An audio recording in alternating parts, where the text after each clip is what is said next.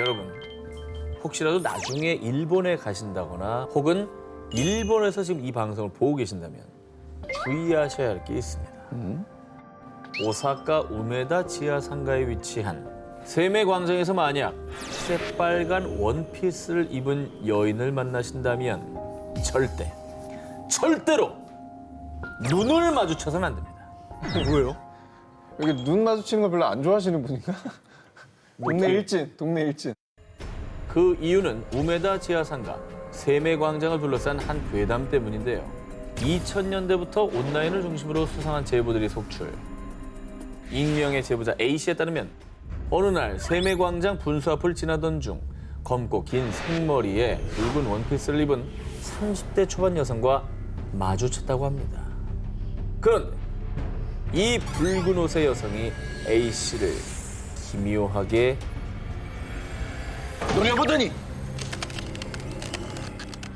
눈 깜짝할 사이에 A씨의 얼굴 앞까지 바짝 다가와서는요. 아 깜짝, 어우 깜짝이야. 어이씨. 아 깜짝, 어우 깜짝이야. 어이씨.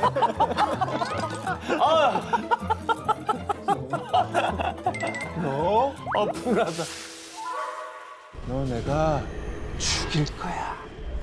여인의 눈동자는 흰자 하나 없이 온통 검은 자로 뒤덮여 있었습니다. 검은 자는 되게 무서워. 이게 무섭다.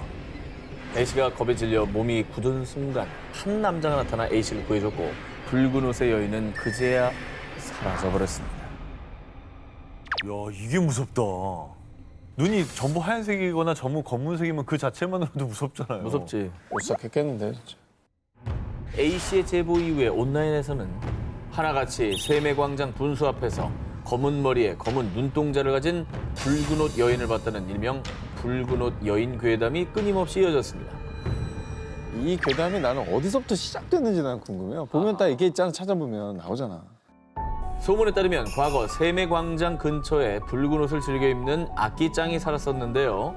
아끼짱의 연인이 그녀를 버리고 다른 사람과 바람을 피우자 아끼짱의 원혼이 세메광장 분수 근처에서 계속 젊은 남녀를 노리는 거라는데요. 하지만 2019년 세메광장의 분수가 철거되면서 자연스럽게 붉은 옷 여인 괴담도 역사 속으로 사라졌다고 합니다. 그렇지만 언젠가 세메광장에 가서 붉은 옷 여인을 보게 된다면 절대 눈은 마주치지 말길 바랍니다. 홍콩 남쪽 홍콩 섬엔 60년대에 지어진 공동주택 와푸촌이 위치해 있는데요. 재물운이 들어온다고 해서 과거에 많은 이들이 모여 살았지만 어째서인지 서서히 몰라 지금은 몇몇 사람들만 남은 을씨년스러운 곳으로 변했습니다. 자, 문이 뭐 다 닫혀 있죠. 그러네, 다 닫혀 있네. 어떤 일이 있었길래. 와푸촌이 지어진 60년대부터 90년대까지만 해도 이곳에 사는 아이들은 방과 후 인근 폭포에 놀러 가곤 했습니다. 폭포에 대한 괴담이 전해지기 전까지 말이죠. 1980년대 어느 날 여느 때처럼 이 폭포에 놀러 간 아이들은 그곳에서 세수 중이던 한 여인을 목격했는데요. 그런데 세수를 하던 여성이 고개를 든 그 순간 저 누나 얼굴이 없어. 와푸촌에 사는 아이 어른 할 것 없이 폭포에서 얼굴 없는 물귀신을 목격. 그뿐만 아니라 하굣길 아이들이 이 폭포에 빠지는가 하면 성인도 무엇인가 홀린 듯 폭포에 뛰어드는데 폭포에서 매년 의문의 익사 사고가 끊임없이 발생했습니다.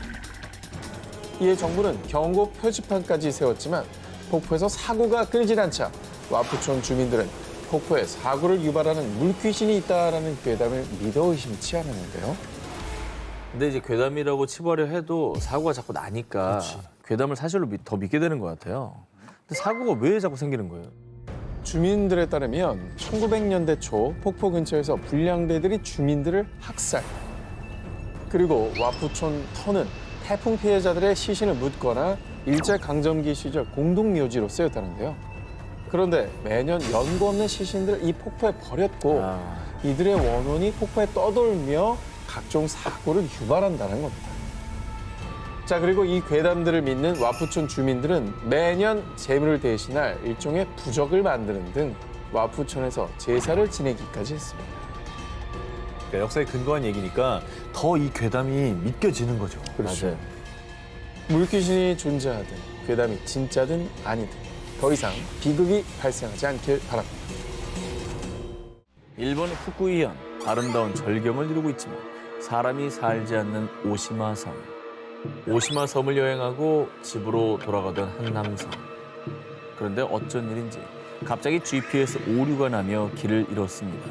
그리고 당황한 그의 눈앞에 떨어진 검은 물체. 정말 소름 돋게도 사람의 머리였습니다. 네? 갑자기? 머리가 갑자기 떨어졌다고? 뚝 떨어진 거죠. 어디서 떨어져요? 말이 이게? 돼? 그가 이런 기이한 일을 겪은 이유. 바로 오시마 섬에서 절대 하지 말아야 하는 불문율처럼 전해져 오는 금기사항을 어겨 저주를 받았기 때문입니다. 뭘 어겼길래 사람 머리가 떨어져? 오시마 섬에서 절대 하면 안 되는 첫 번째 금기 행동. 바로 섬을 시계 반대 방향으로 도는 것. 섬을 시계 반대 방향으로 돌 경우 죽은 자의 세계로 옮겨져 저주를 받는다고 합니다. 야, 시계 반대 방향으로 걷는 것만으로 그런 일이 생긴다고? 절대 가면 안 되는구나. 이거 굉장히 도전 정신을 자극하는데? 오토바이라면 도전? 야, 저기 모터 없는 안 되는 데 같아요. 걸어서만 갈 수 있는 데 같아요. 걸어가시면 돼요. 걸어가야지. 그리고 두 번째 금기 행동. 자정에 이 섬의 빨간 다리를 절대 건너지 말 것. 밤에 오시마 섬의 다리를 건너면 마치 물귀신처럼 죽은 자들의 팔이 몸에 달라붙어 물속으로 끌어당긴다고 합니다. 저 정도 다리는 밤에 가긴 좀 무서운데요? 아, 너무 무섭지. 굳이 저런 얘기가 없어도 밤에 저길 가기에는 좀 그런데? 저는 이유가 궁금해요. 왜 저렇게 흉흉한 괴담이 생긴 건지. 오시마 섬에 흉흉한 괴담이 떠도는 이유. 바로 이곳이 죽은 자들의 혼이 모이는 곳이기 때문이라고 합니다. 오시마 섬에서 가까운 곳에 일본의 해안 경승지이자 자살로 유명한 절벽 도진보가 있는데요. 아이고. 종종 도진보에서 자살한 시신들이 오시마 섬으로 떠내려와 그 혼들이 모였다는 얘기가 퍼졌기 때문입니다. 그래서 이제 오시마 섬의 빨간 다리를 건널 때면 누군가가 발목을 잡는 듯한 그런 느낌을 받은 사람이 많다고 합니다. 이런 소문을 들으면 그냥 거기 안 가게 되는 거 아니에요? 돌아가신 분들이 실제로 모이기도 한다고 하니까. 시신들이 모이니까. 저기 갔다가 그런 걸 또 마주할 수도 있는 거잖아요. 자, 금기사항을 어겼을 때 죽음의 세계로 데려간다는 오시마 섬의 괴담이었습니다. 2001년 8월 경상남도 사천의 어느 산. 밤 9시쯤 A씨는 약수터를 지나고 있었습니다. 그 순간. 귀신이다! 사람 살려! 귀신을 보고 혼비백산에 산에서 내려온 A씨. 그런데 약수터에서 귀신을 봤다는 사람은 A씨뿐이 아니었습니다. 같은 달 다른 동네 주민 2명 또한 저녁 무렵 약수터에서 소복을 입은 귀신을 목격. 놀라서 뛰어 내려왔다고 하는데요. 야, 이거는 뭐 비슷한 옷차림으로 여러 명이 보셨다는 거잖아요. 그렇죠. 이게 뭔가 있는 것 같아. 혹시 사람인데 이 잘못 보고 착각한 건 아니겠죠? 과연 그럴까요? 새벽에 일찌감치 약수터에 올라갔던 한 노인에 따르면 약수를 담던 중에 누군가가 뒤에서 바가지를 쓱 건넸다는 겁니다. 이렇게요? 그렇죠. 네, 굉장히 무섭네. 노인이 바가지에 약수를 떠서 건네주자마자 쫙 바닥에 떨어지는 물속. 노인이 뒤를 돌자 그곳엔 턱이 없는 귀신이 빤히 서 있었다고 합니다. 턱이 없으니까 물이 바닥에 쏟아졌구나. 그렇지. 먹자마자 바닥으로 쏟아지는 거죠. 조갈라서 먹으려고 했는데 이게 안 담기는 거죠. 무섭죠? 오, 무서워. 약수터 귀신에 대한 목격담이 일파만파 퍼지자 주민들이 애용하던 약수터는 사람들의 발길이 뚝 끊겼습니다. 이에 마을 노인회장은 특단의 조치를 취했습니다. 바로 약수터 인근의 지역 문화센터 측에 귀신을 쫓는 굿을 해달라고 요청한 것입니다. 근데 왜 문화센터에다가 구슬해달라 그러죠? 알고 보니 예전 약수터 주변에 무연고 분묘 4기가 있었다고 하는데요. 그런데 문화센터를 건립하고 그 지역을 개발하면서 이 분묘가 없어졌다고 합니다. 문화센터 측은 주민들의 간곡한 요청에 결국 2001년 9월 11일 장장 8시간 동안 귀신들의 원혼을 달래는 위령제를 올렸습니다. 그러자 그 후에는 정말 신기하게도 약터에서 귀신을 봤다는 목격담이 더 이상 들리지 않았다고 합니다. 1982년 2월 일본 현지 언론의 충격적인 보도. 뉴재팬 호텔 유령 소동. 폐허가 된 호텔에서 유령 목격. 이 뉴재팬 호텔에 나타난 유령은 국내 언론에서도 대대적으로 보도하며 큰 충격을 안겼습니다. 아니 우리나라에서도 보도할 정도면 그 호텔에 뭐 진짜 유령이 나오긴 나온 거예요? 1982년 2월 8일 오전 3시 20분경 이 호텔에 화재가 발생. 순식간에 걷잡을 수 없이 번진 화마에 많은 투숙객들이 쓰러졌고요. 일부 승객들은 유독 가스 때문에 괴로워하다가 창문 밖으로 뛰어내리면서 목숨을 잃었는데요. 안타깝게도 이 화재로 34명이 부상을 입고 33명이 사망, 아유, 화마에 희생됐습니다.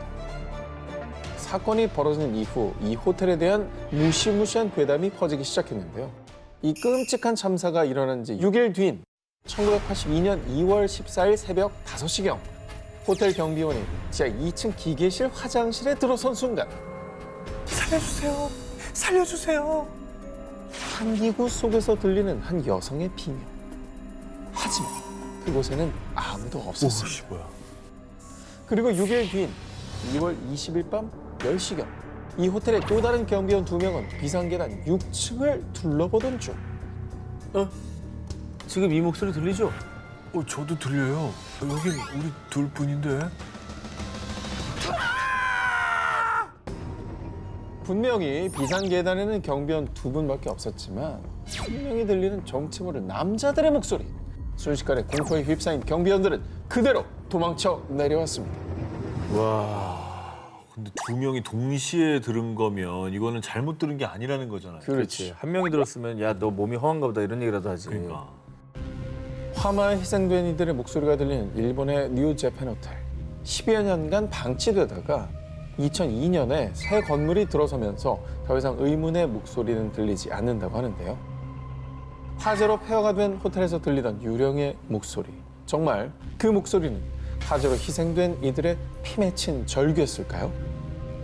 이제는 부디 끔찍한 기억에서 벗어나 편히 쉬고 있기를 바랍니다.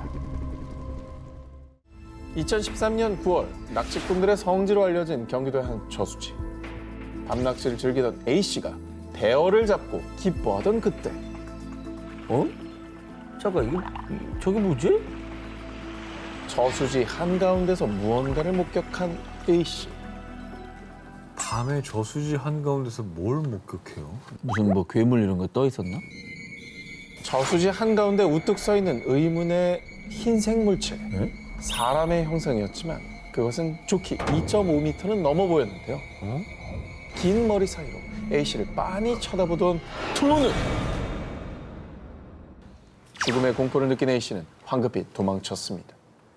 2.5m는 뭐예요? 서장훈보다 더 큰 거. 서장훈도 그러죠. 네. 뭐야? 물귀신인가? A씨가 이 귀신 목격담을 온라인 커뮤니티에 올리자 달린 댓글. 헐, 저도 와이프와 새벽에 낚시하다가 오싹한 경험했어요. 네, 또 그분이 나타나는군요. 한동안 낚시는 못 가겠네요. 뭐야? 이 저수지는 물귀신이 자주 출몰하는 곳으로 이미 유명했습니다. 아니 위령제도 올렸었나 봐요. 왜요? 그러니까 그분이 나타나니까 아. 위령제도 올렸었고 그래서 안 나타났었는데 이제 다시 돌아오신 것 같다. 이제 효력이 떨어지면서 네, 뭐 이 얘기인 건데 조만간 목격하신 분 또 나오실 것 같네요라고 하는 거 보니까 맨 밑에 봐요. 한동안 낚시 못 가겠네요. 그러니까 여기 아예 그냥 터네 터. 터줏대감이신데? 2015년 6월 또 다른 낚시꾼 B씨에 따르면 이 저수지에서 낚시를 하던 중 갑자기 목이 없는 하얀 형체가 물 위에 나타나더니 B씨를 향해 다가왔다고 합니다. 이 그림이요. B씨가 목격한 귀신이 나타나는 곳을 그린 사파라고 합니다.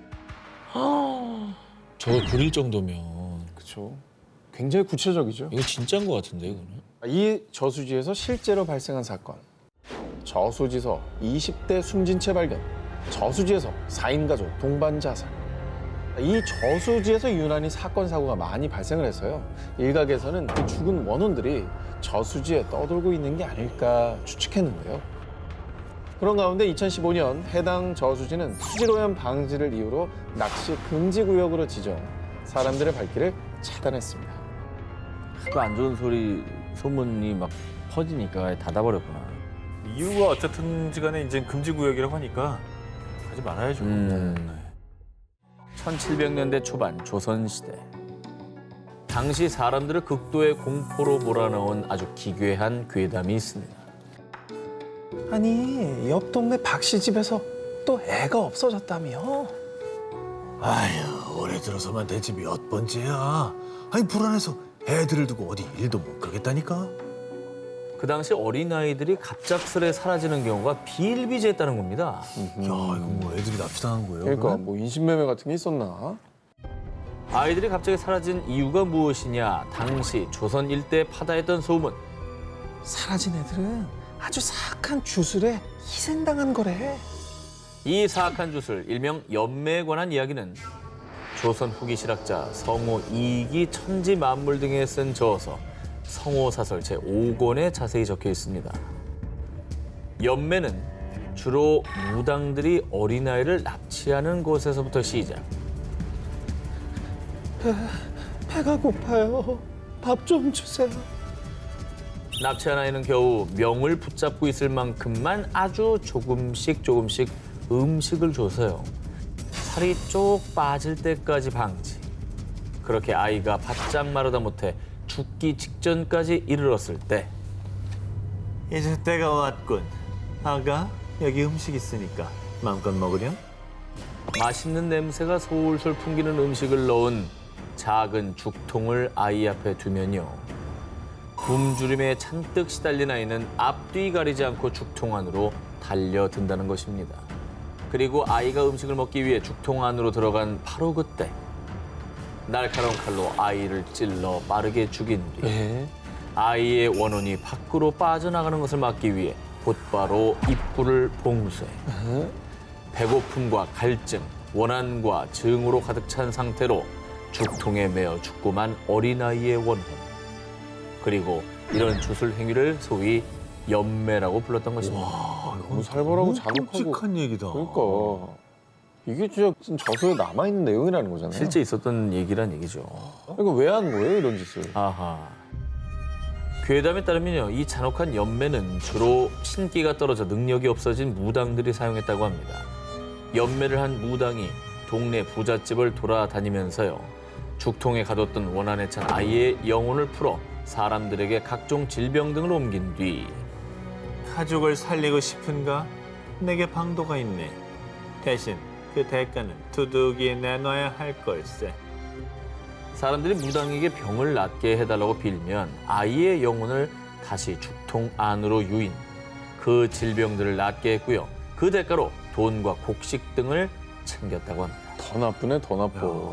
사악하다, 진짜. 그러니까 아이를 죽인 것도 모자라서 그걸 이용해서 또 다른 사람에게 고통을 주고 이용을 했다는 거잖아요. 일부 무당들의 삐뚤어진 욕심에 잔혹하게 희생당한 아이의 영혼들은 억울함으로 원귀가 되어 부천을 떠돌았다고 합니다.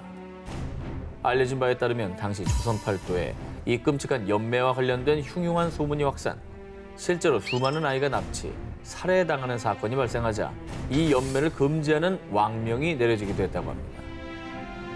진실인지 거짓인지 모를 옛 기록에 남아있는 조선의 잔혹한 주술 연매. 제발 괴담 그뿐이길 바랍니다.